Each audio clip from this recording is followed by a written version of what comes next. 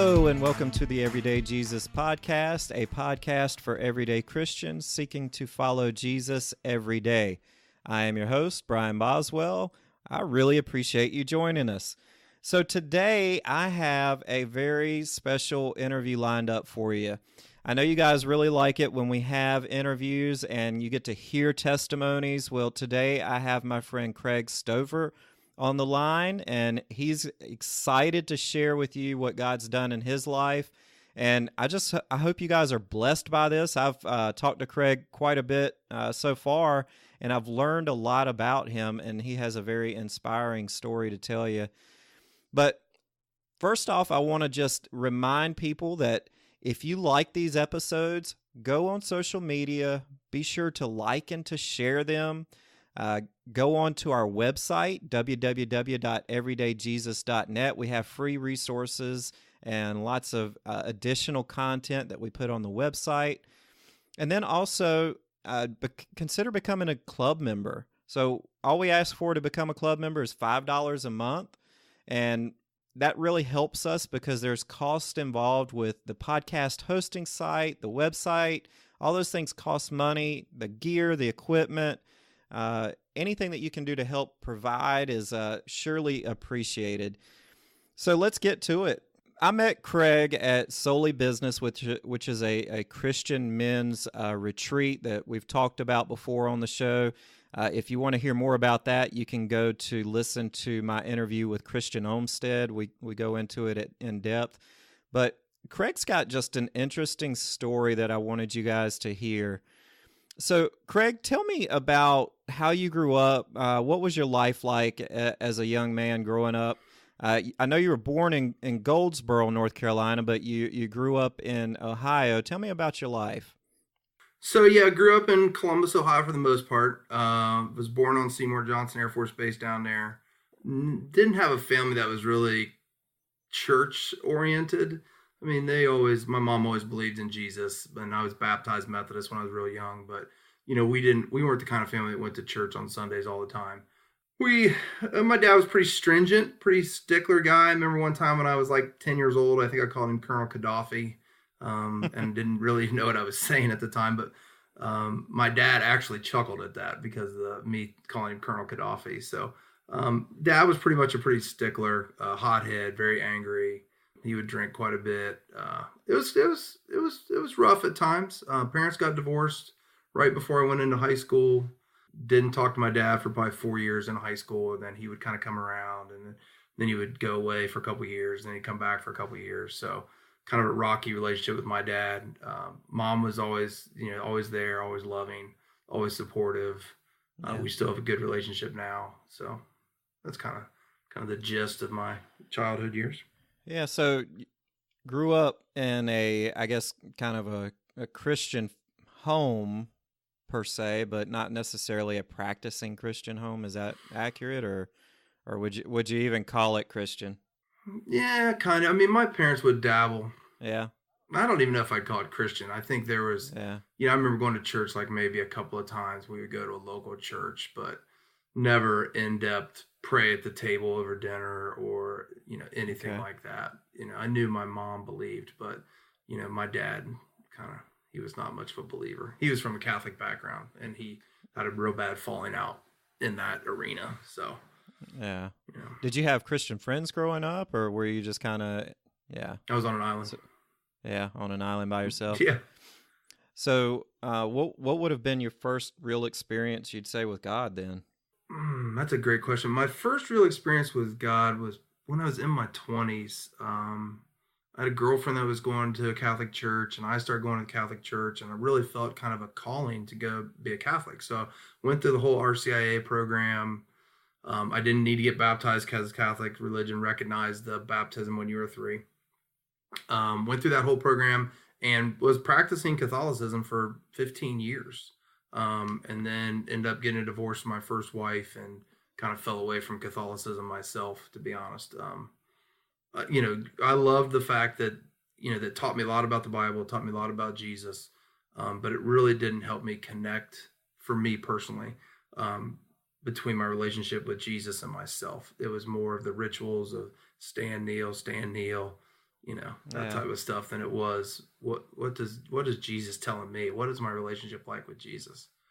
Yeah, Um, what exactly drew you to the Catholic faith? Not necessarily the I guess the relationship that way, but was there anything? Was it the rituals, or what was it? yeah, I would say you're dead on. It was the rituals. It was that we all like to have structure in our life, right?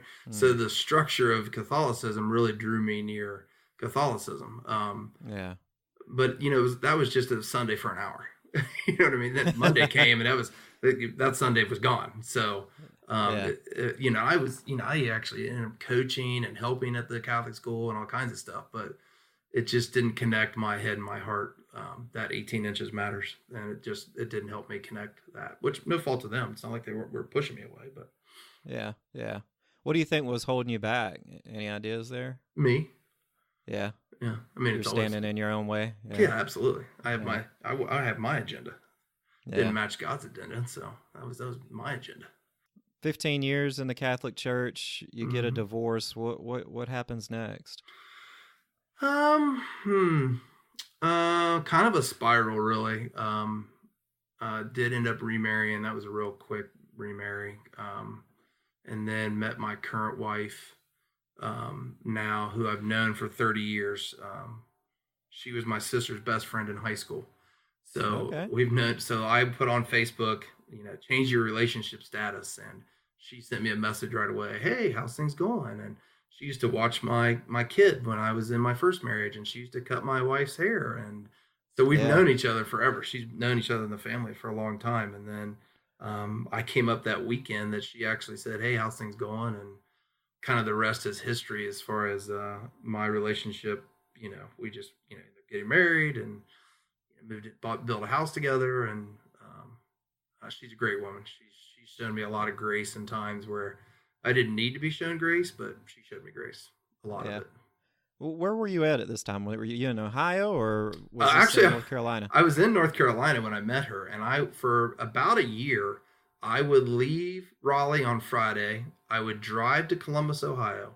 I'd get to Columbus, Ohio about Friday night at about 11.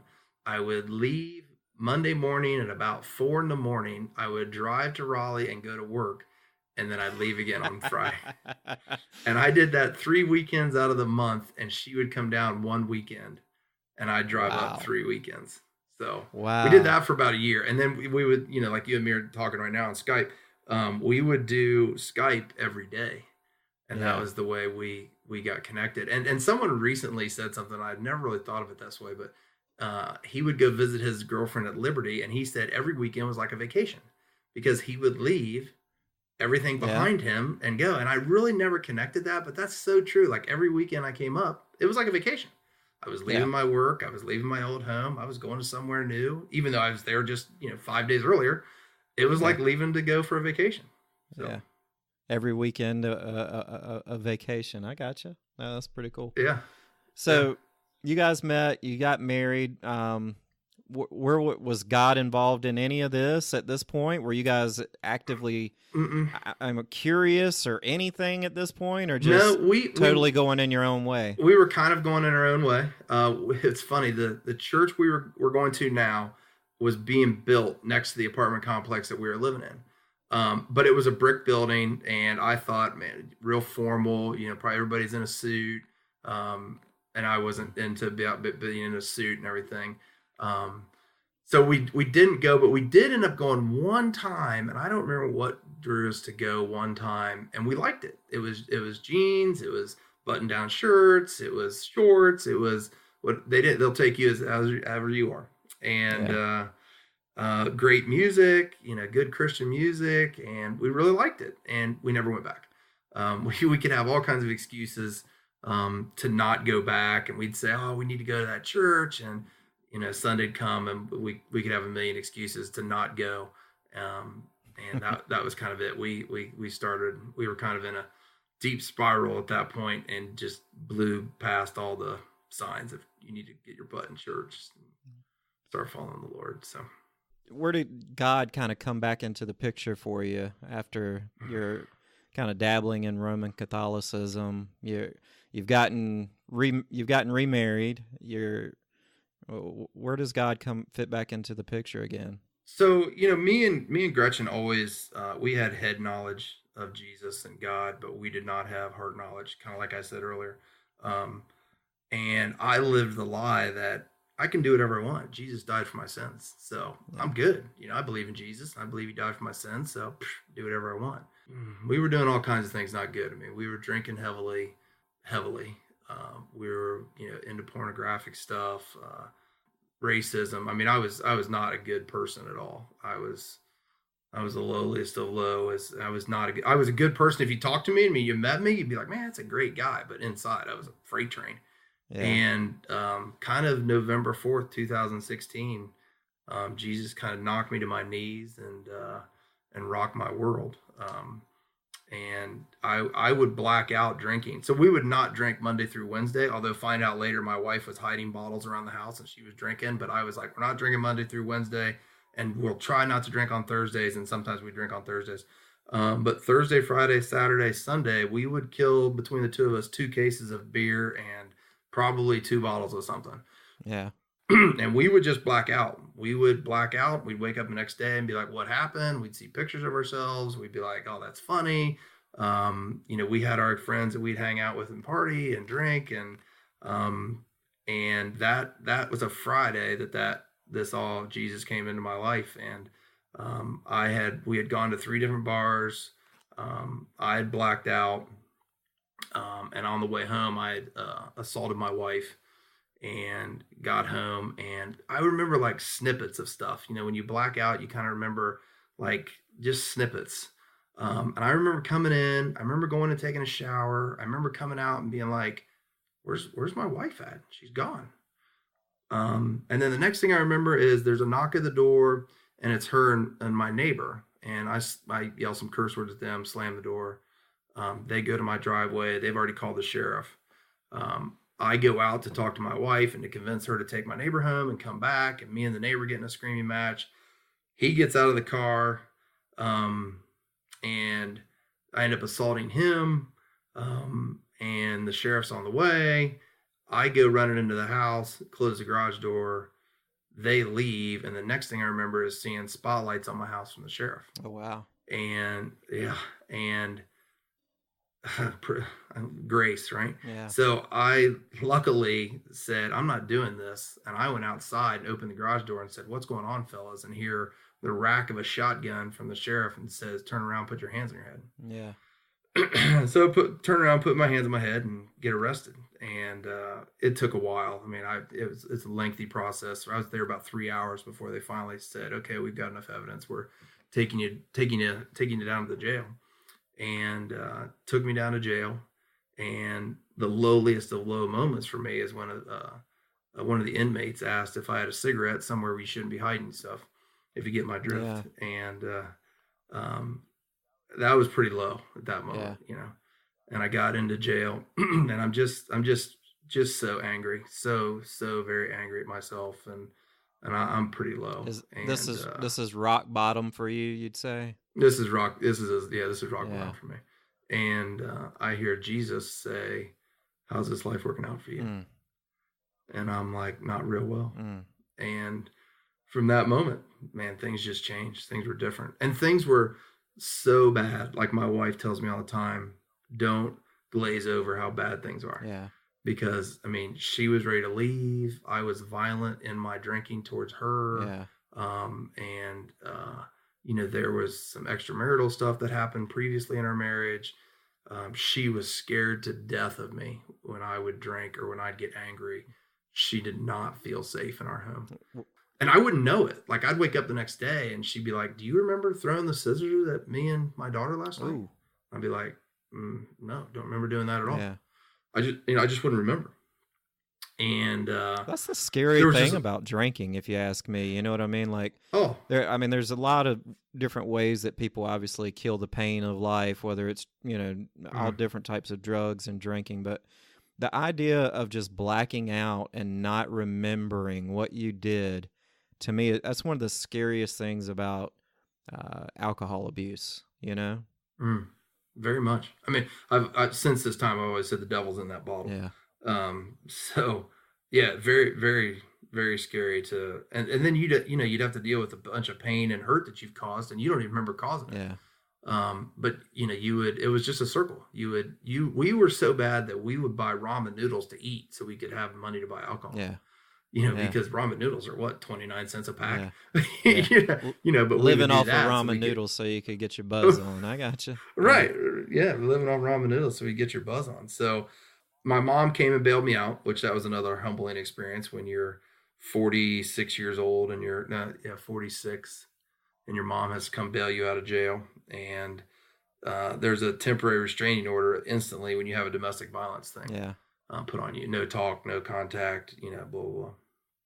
And so I go to my mom's house and, have to get an attorney and all that good stuff. But I remember being at my mom's home and Jesus just starts working on me. Like, I cry every day for 2 weeks. Like we get to my mom's house and she hugs me and I just fall apart. I'm just a mess. Yeah. I just bawl. And I just bawled. And that Sunday I knew I was going to church. I'm like, I'm going to church. I'm going to that church I've been saying I'm going to. Yeah. And turns out my wife goes to the 9:30 service on her own. She goes to 9:30 and I go to 11:30. So hold on a second. God is working on your wife at the same time, and you guys can't even talk to each other at this moment. We can't even talk because of the restraining order. Yeah. Wow. So that night really it was probably after midnight by the time Jesus came to me and said, "How's this life working out for you?" So so it would have been November 5th. And then my wife was saved the same day. Oh, wow. So she was home. She tells me later she was home. She was rolling around on the floor crying and just said to Jesus, "I can't do this no more. Yeah. I need you to help me. I need you to save me." Yeah. And he did. Wow. And yeah. Wow. So same day, both of us were independent. Yeah. And both of us got saved the same day. So she goes to the 9:30 service. She actually calls my stepdad because her and my stepdad were always close. And he was kind of an intermediary for the next 2 weeks. But she says, "Make sure Craig goes to church." And he goes, "Well, he's already ready, getting ready to leave." And I go to church and I walk into that building and they're on the second week of a marriage series. Okay. God has funny ways. Yeah. I go in and they hand me a marriage series brochure or, the booklet. And I start crying. And I go in and I sit down in that church. And our church is a large church. There's probably 800 people per service. Yeah. And it's a big church. And I could have swore there was only me, Jeremiah, the pastor for that day, and God was the only three people in that church. And I felt so connected at that moment. And it was just pretty awesome. Talked about vows that weekend. Yeah. And what vows mean and all that type of stuff. Yeah. And I cried a lot. Asked for a pastor when I left, talked to a pastor, and went back to my mom's house. So, ironically, my mom left for a Walt Disney vacation on that Sunday that I went to church. So I thought, thanks. So mom had a lot to deal with when she went on vacation. Wow. So mom's on vacation. I'm going to work like normal. She comes home, and one day on the way to work, God is like, "I need you to forgive your dad." And at this point, I haven't talked to my dad for probably 4 years. And we've always had a rocky relationship. I mean, he punched me in the mouth when I was young and bloodied my lip. And we've always had just a bad relationship. And he said, "I need you to forgive your dad." And I'm like, "Forgive my dad?" And the Holy Spirit's like, "I'm not saying forget. I'm just saying forgive. I just need you to forgive your dad." Yeah. And I'm like, "You're right. I need to forgive my dad."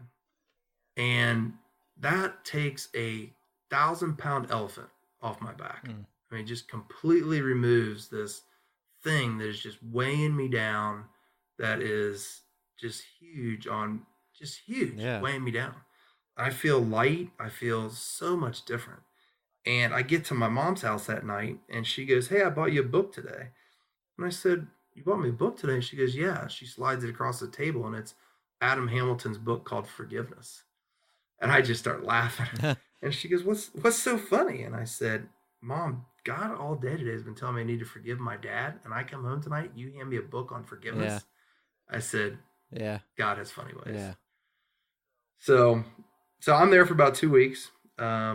we get an attorney, get the temporary restraining order removed, and we make it. Me and my wife make it to church on the last weekend of the marriage series that they're doing. Yeah. We make it there together, and I still this day have a picture, my home screen pictures of us in church on that Sunday holding up the Oh, program nice. from that day. So yeah, pretty awesome experience of what God did in those moments and continues to do in both of our lives. Yeah, good stuff. So, did you just start changing right away? I mean, did you put away the alcohol? I mean, what happened then? What? Yeah, so through my stepdad, our interpreter, if you want to say, Yeah. I told my wife to get rid of all the alcohol now. And even the little stuff that changed, like I stopped cussing, Okay. I stopped being prejudiced, Okay. I started loving people. Yeah. Even just the little stuff that I didn't realize was a sin because it was so normal, Yeah. to me. And God starts removing it and showing me, hey, you can't be prejudiced against, those are my children. Yeah. You're being prejudiced against them. Or, hey, you cussing like a sailor? What are you doing? Yeah. And at that point, when you have a relationship with Jesus, do those things. I'm not telling you anything new, but at that point, those things start to bother you. Yeah. It was like drinking water. Yeah. But at this point now, that bothers me. I'm convicted by that. It's just completely different. So immediately God starts to change stuff in my life, really, really quickly. And I never had to go to AA. Like I never had to go to Alcoholics Anonymous. I never had withdrawal symptoms. I was lucky. Yeah. Like I hear people from Solely Business talk about their story, and I feel blessed, humbly blessed, Yeah. because I did do this whole process of apologizing to everybody. Like God was like, I need you to apologize to this person. I need you to apologize to this person. I need you to apologize to your ex-wives. I need you to apologize to your stepkids. I need you to apologize to your in-laws. Yeah. Very difficult, by the way. So I go on this like apology campaign where I'm apologizing to everybody. And the last apology actually ended this past Friday. How has that been received by? I'm sure it's been kind of varied, but how did that go? Well, varied is a great word. Some people, the ones that were my family, they could say we forgive you because that's my family. Right. I mean, my sister, my brother-in-law, my mom, my stepdad. They were all very accepting of that.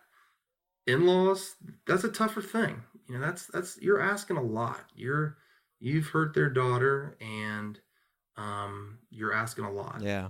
I do remember, eventually my father-in-law wanted to meet me for coffee, and it took 4 months probably, Yeah. but called me up and said, let's meet for coffee, and met for coffee, and we talked, and I kind of told him a little bit of the story I'm telling you here. Yeah.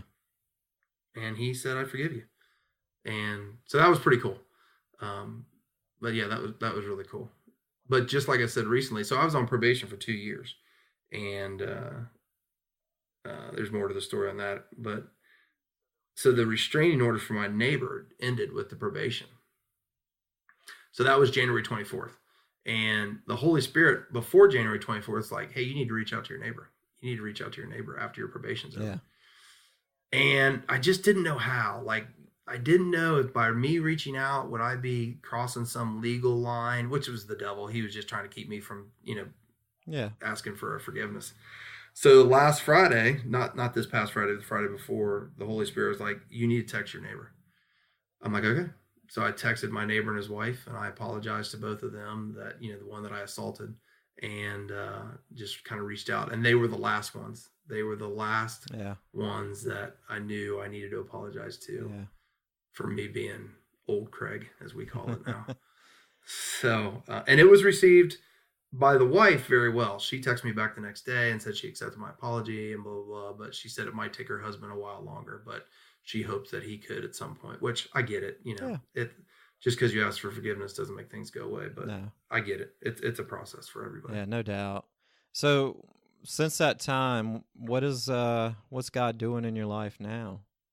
Um, Man, so since that time, obviously I had to go to Christian counseling or counseling in general. Me and my wife decided to go to Christian counseling and learned a lot through that. We still go to Christian counseling, not as much as a fix now, but as a tune-up. Your car needs an oil change, Yeah. so you get an oil change. So we still go to a Christian counselor to get an oil change and to make sure we're on the right page. And but marriage isn't easy, and if you're not working at it, you're going to have some setbacks. Yeah. So it's a constant thing that we constantly work at.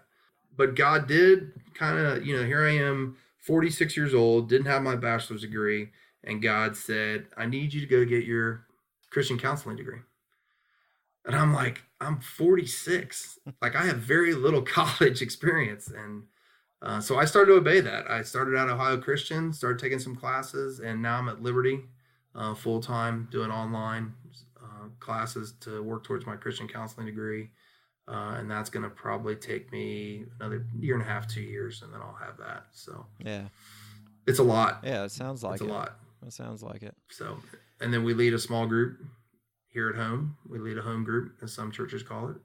And then I'm doing a lay counseling training through church as well. So we'll probably launch that ministry later this year. We'll have a lay counseling ministry at our church that will probably have 8 to 12 counselors ready to go. Yeah. When was your first time at Soli, and how did you end up there? Well, Nate Mullins, which I've known Nate, you've interviewed Nate. I've known Nate for over 10 years. And Nate was always pursuing me. I just didn't know it until now. And then I look back and I go, Nate was always pursuing me. And Nate, as I started this journey with God, Nate's like, hey man, you really need to come to Soli. And I'm like, what's that? And he goes, it's a men's retreat. He gave me the dates. You should come. I'm like, all right, I'll come down. He goes, all right, I'll sponsor you. You come, you're taken care of. I'm like, okay. Yeah. So I actually came down a day early because Soli starts on Friday. I came down on Thursday. I have a really good Christian counselor friend in Raleigh. Great, super guy. Had dinner with him, went to Nate's, had no idea what to expect going to Soli. So he left early. The people that get there don't get there till in between 12:30, I think. And so I roll up, and here are these guys taking my bags, and they're talking to me, and I'm kind of like, what's going on? And so the first Soli was really good because it gave me some time to just hear other guys, Christians that struggled, and listen to what they've kind of gone through. And it gave me kind of some perspective that, what God's doing in other guys' lives, and where to go with that. And then it also gave me time to just be by myself and ask God some questions.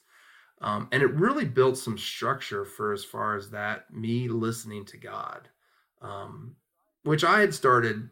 I have a routine in the morning where I pray in the car, and then I always want to listen to what God has to say. And it really gave me some structure to that, and really reinforced that as well, that it's important to listen to what God has to say. We have 2 ears for a reason, and you better be using them. Yeah, no doubt. So I always ask this question on the show. One of the big things that I always drive home is that every day we are to be seeking after God, and that should be a reflection of, it should be reflected in some way in how we live. What is one way that you seek after God daily? Is there a certain routine that you have, or what is it that really connects you to the heart of the Father? So, I think, not that I like to use the word routine, because that goes back to Catholicism a little bit with me, but I do try to set aside time in the morning. I read a book called Jesus Always by Sarah Young. She's the one that did Jesus Lives and Jesus Calling, I think is another one of her books. But I've read Jesus Calling 365 days, and now I'm on Jesus Always, which is embracing joy in his presence. And I read that every morning, and then I do a prayer that a Christian counselor person wrote for me that's a very impactful, very powerful prayer that just starts my day off right. Like, I sit down for 5 to 10 minutes and I read those 2 things. the prayer can sometimes feel like, you're in a routine, so to speak, because a lot of the prayer now I have memorized because I've said it so much. But it's so impactful and so just precise that it really starts my day off right, as far as fending yourself off against Satan and just setting your heart right for the day. Because I'm a firm believer we're in a spiritual battle. Yeah. um, and if you're not putting on the armor of God every day, every morning, it can be a rough day. And I have noticed times where I don't read that prayer in the morning for some reason or another. You get a phone call, you got to rush out the door or something, and the day just goes different. If you don't set aside time in the morning to get your day started right, it just goes different. And then at night, the last Soli, they said you should read a proverb every day because there's 31 proverbs. I'm like, that's a great idea. Yeah. So I've been reading a proverb every night. And then me and my wife have tried to do a couples devotional every night. We might slack off a week or two, but we've tried to be pretty religious about doing a couples devotional. We started Nightlight with Dobson, which is a fantastic couples devotional. If people are looking to read that, that's a great way to connect with your wife. We've done, there's another one called Kingdom Marriage Devotional. That's a good one. And right now we're doing, John Eldridge and his wife wrote one called Love and War. It's another devotional for couples. And maybe the week doesn't hit you. Like, we're pretty much empty nesters at this point. So maybe one of the weeks talks about children. Well, for us, young children, it's not going to hit on. So we might kind of glaze through that week. But they all seem to have one thing in common, where you ask questions to each other. Yeah. And it'll be the same 3 questions. And they'll be very connecting type of a question. But yeah, that's pretty much the way I try to set up my day, and pray continuously. Yeah. So pray for God. With your devotionals with your wife, I've always found that questions are some of the hardest things to do sometimes, especially when you're talking about deep questions. You know what I mean? Yeah. Asking somebody a question that you may not want to hear the answer to sometimes. Yeah. So when I've come back from Soli, a lot of the times you're challenged to ask some of those questions.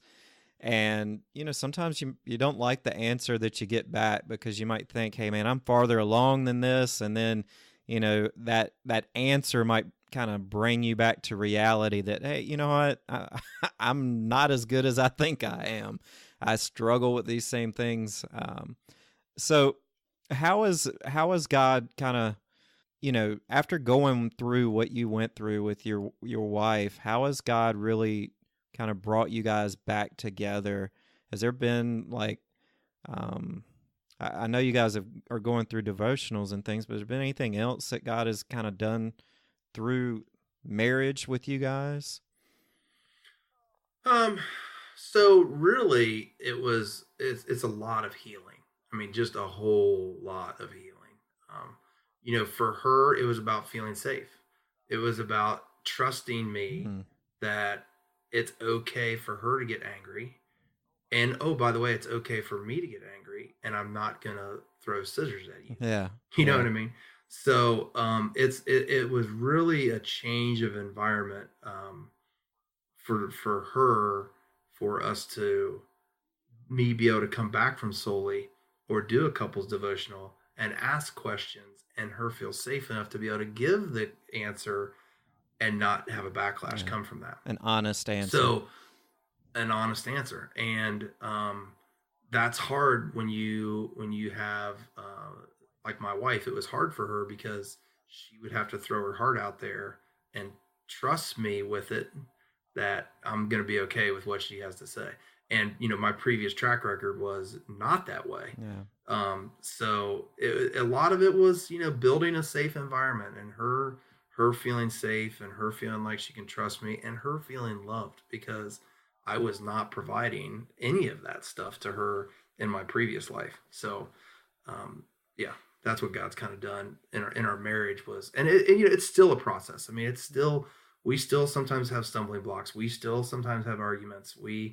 But we're learning tools to be able to, hey, have an argument and recover quickly, and it not last for 4 weeks, and it lasts for a couple hours, and we both kind of have a talk and we're through it. Where before it would last a long time. But it's just about acquiring the right tools to learn how to deal with not only your emotions, but even your spouse's emotions and what's going on in them at that moment, and being able to recognize what's going on and say, hey, I think we need to shelf this conversation for later. But there's a whole lot of tool acquiring. So go into Lowe's and buy every tool you want, and that's what you're getting. That's awesome. I always thought that one of the things that God fixes, I'd say, as part of our sanctification process is our ability to communicate with one another, because that seems to be one of the areas that, Satan attacks us the most, is in that lack of communication, that the idea that basically that we are isolated, that we are islands, that, nobody wants anything to do with us, or, all the lies that we hear.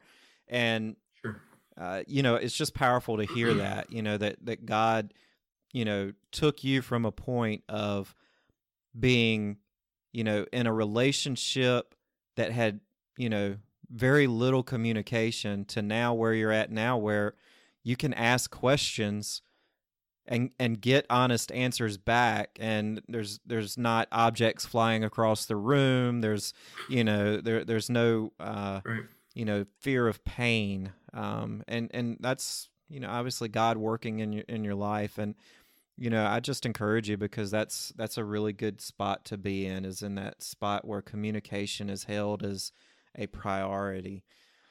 Is there any ministries or anybody you want to give a shout out to while you're on? Yeah, so right now, so God's awesome and is always faithful. I'm really feeling called to do more as far as this Christian counseling goes. So this whole healing the brokenhearted has really been laid on me heavily. And we're kind of at the ground floor right now of expanding another ministry and getting it larger than what it is. So right now, really ground floor stuff. Like, we are just now talking about acquiring elders and like really ground floor stuff. So right now we've got a lot of startup costs that we're at right now, trying to figure out, okay, how do we manage through the startup costs? And really my focus on that is if this is really the way God wants me to go, and this is what God wants me to do, then he'll open the doors and I won't have to worry about that stuff. Right. So I really try to focus on, the day-to-day stuff and not really too worry about the long-term stuff. So right now it's just about making connections. I've got the person that's in charge of this really small ministry right now. Me and that person are in dialogue. And I think that's the way we're going with it, but we just need some, the startup costs is what we're looking at right now, and trying to get that created, because I really feel like, for me, Christian counseling and that biblical counseling is really soul care. And that's how you really fix people's problems, is the deep down soul care and bringing them to Jesus and seeing how Jesus can give them hope. Because, man, so many people I talk to just don't even have hope that their situation is going to get better. Yeah. They just don't have any hope that it's going to get better. And to be able to show them that Jesus can come to you, even when you're in jail, and say, how's this life working out for you? And he can give you hope. Okay. So how would somebody get in contact should they get in contact with you? Do you have a website, or? We do not have a website yet. They can email me if they wanted. My email address is HKYGOALE96. So hockey goalie. Yeah. You kind of look at it. Yeah. HKYGOALE96@yahoo.com. Okay. Cool. And I think you got an email for the show too if they got questions. Yeah. So obviously anybody can reach out to me at feedback@everydayjesus.net, and I can connect you with Craig if you're interested in helping support him in this calling that he has. Other than that, though, thank you guys for joining us. Thank you for being on the show, Craig. I enjoyed it. I hope you had a good time. Thank you. Me too. If you guys are listening and you're not a club member, be sure to join the club. $5 a month. like and share this on Facebook just so people can be encouraged. I'm encouraged just listening to Craig's testimony, seeing how, God has changed him, brought him from a very dark place into his marvelous light. So, go out there and share this with your friends and neighbors, anybody that might be struggling with some of the same things that Craig struggled with and is obviously still recovering from and experiencing healing in. That's one of the things I always want to, make sure people realize via this show is that Christians aren't perfect. Even once you get saved, there is still struggles and there's still trials and there's still, things that we have to go through. So, share this episode and give somebody some hope. Thanks for joining us. I hope you guys have a very blessed week.